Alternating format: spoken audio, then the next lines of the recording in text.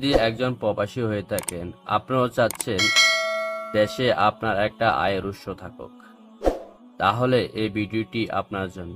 আজকে আমি 5টি এমন ব্যবসা আইডিয়া আপনাকে দিব, যা আপনি প্রবাস থেকে কম খরচে দেশে কম ঝুঁকিতে শুরু করতে পারেন। নাম্বার 1 ব্যবসা, মোবাইল রিচার্জ এবং বিকাশ। ছোট একটা দোকান নিয়ে গ্রাম অথবা শহরে আপনি এই দোকানটি খুলতে পারেন। আপনার পরিবারের এমন একটি লোক বিশ্বস্ত, আপনি প্রবাসে যেখানেই থাকেন ওইখানে আশেপাশের লোক বিকাশে টাকা পাঠায়। ওই টাকাগুলো আপনি কালেক্ট করে আপনি দেশে নম্বরগুলো পাঠিয়ে দিবেন, আর আপনার ওইখানে আপনার ম্যানেজার অথবা আপনার ফ্যামিলির কেউ ওই টাকাগুলো ওইখান থেকে রিচার্জ করে দিবে। আপনি মাস শেষে ব্যাংকে গিয়ে টাকাগুলো দিবেন, পাঠিয়ে দিবেন। তাহলে আপনার মাসে একটা ভালো প্রফিট আসবে, 15,000 20,000 এরকম প্লাসও আসতে পারে। নাম্বার 2, খামার। মুরগির খামার অথবা গরুর খামার আপনি দিতে পারেন। একটি গরু অথবা 2টি গরু শুরু করতে পারেন এই ব্যবসাটি। ছোট আকারে শুরু করলেও দিন দিন আস্তে আস্তে আপনি লাভ বুঝে বৃদ্ধি করতে পারবেন। আপনার ফ্যামিলির কাউকে বিশ্বাস্ত দিয়ে এই ব্যবসাটি শুরু করতে পারেন, অথবা আপনি আপনার বিশ্বাস্য কর্মচারী রাখতে পারেন।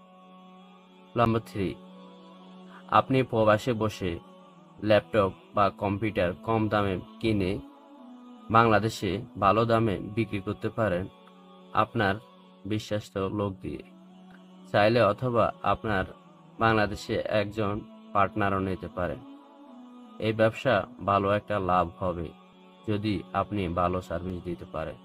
নাম্বার 4, আপনার হাতে যদি প্রবাসে প্রচুর সময় থাকে, তাহলে আপনি ফেসবুক, ইউটিউব এই প্ল্যাটফর্মগুলোতে কাজ করতে পারেন। এগুলাতে আপনি ভিডিও তৈরি করে ভিডিও পোস্ট করে দিবেন। এক সময় আসবে, দীর্ঘদিন কাজ করার পরে এক সময় আপনি এই প্ল্যাটফর্ম থেকে ভালো মাসে একটা ইনকাম করতে পারবেন। নাম্বার 5, ছোট করে একটা মুদি দোকান দিবেন শহরে অথবা গ্রামে। আপনার একজন বিশ্বস্ত লোক দিয়ে এই ব্যবসাটি শুরু করবেন।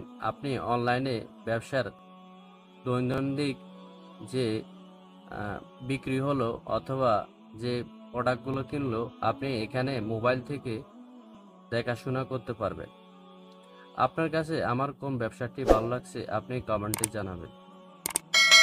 চ্যানেলটি সাবস্ক্রাইব করতে ভুলবেন না। আসসালামু আলাইকুম ওয়া রাহমাতুল্লাহি ওয়া বারাকাতুহু।